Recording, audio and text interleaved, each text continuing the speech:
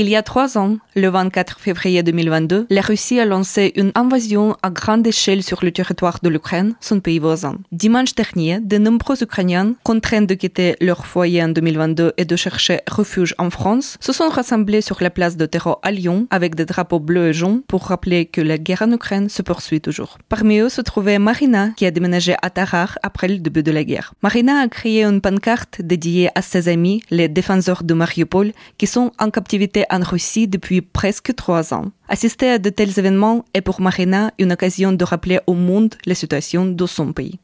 La Russie agressive tous les jours mon pays et c'est difficile et je suis ici.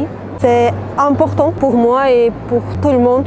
Sa ville natale, Mariupol, a été presque entièrement détruite lors du siège par les Russes de février à mai 2022. À Tarare, Marina et son fils Ivan ont dû recommencer leur vie à zéro. Ils s'adaptent à leur nouvel environnement et apprennent le français. Ivan, 11 ans, raconte que ses amis lui posent souvent des questions sur l'Ukraine. Des fois, ils me demandent quelque chose pour la guerre. Est-ce que c'était bien en Ukraine?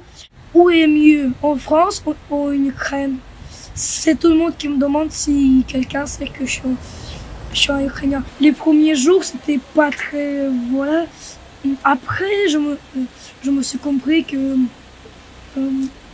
le nouveau maison, je me suis bien installée, c'est bon.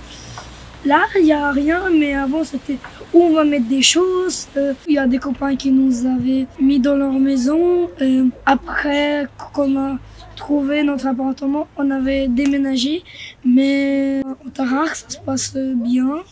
En plus de Marina et Ivan, la région Auvergne-Rhône-Alpes a accueilli de nombreux Ukrainiens il y a 3 ans. Par exemple, l'association tararienne EFCO a coordonné l'hébergement de 180 personnes dans 65 familles du Rhône entre mars et mai 2022, dont 70 se sont installés dans le Beaujolais vert. Au micro de RVR, Annie Duperon, membre de l'association EFCO, qui enseigne le français aux Ukrainiens.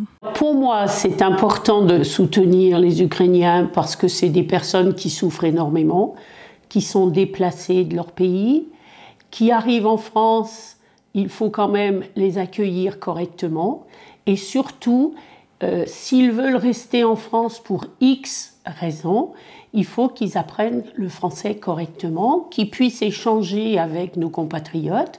Et moi, je suis toujours prêt à donner beaucoup, que ce soit à l'Ukraine, à tous les pays. Je n'arrive pas à concevoir la guerre. Donc, moi, je suis prête à aider beaucoup de gens. Cela fait au moins 2 ans que je travaille avec une Ukrainienne de Pontcharrat et j'ai travaillé pendant 6-8 mois avec une Ukrainienne qui habite Tarare pour justement apprendre le français. Tous ces gens que j'ai rencontrés sont pour moi des amis. Et c'est vrai que quand on se rencontre, on sent qu'il y a un lien très important entre nous. Si vous souhaitez apporter votre soutien aux Ukrainiens, vous pouvez aller consulter le site internet de l'association EFCO, efco-ron.tmci.fr. Et pour découvrir d'autres sujets, reportages et chroniques, rendez-vous sur rvradio.fr.